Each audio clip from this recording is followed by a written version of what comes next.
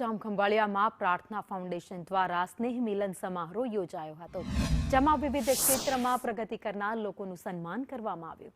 કાર્યક્રમમાં આરોગ્ય સેવા, શિક્ષણ સહાય, કૌશલ્ય વિકાસ, રોજગાર માર્ગદર્શન, મહિલા સશક્તિકરણ, પ્રતિભા વિકાસ અને સામાજિક જાગૃતિ જેવા ક્ષેત્રોમાં સંસ્થા દ્વારા કરવામાં આવતી કામગીરી વિશે વિગતવાર માર્ગદર્શન આપવામાં આવ્યું હતું।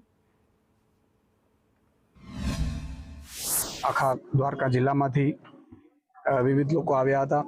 પ્રતિભાશાળી વ્યક્તિઓનો આજે સન્માનનો પણ કાર્યક્રમ હતો, સાથે સાથે સ્નેહમિલનનો કાર્યક્રમ હતો અને કલાકારો, આર્ટિસ્ટો, વિવિધ ક્ષેત્રના કલાકારો, વિદ્યાર્થીઓ પ્રતિભાશાળી, માજી સૈનિકો, શહીદો, સારા વ્યક્તિત્વો, સંસ્થાના વિવિધ આગેવાનો એ તમામનો આજે અહીંયા સન્માન કરી હું પણ મારી જાતને ધન્યતા અનુભવું છું।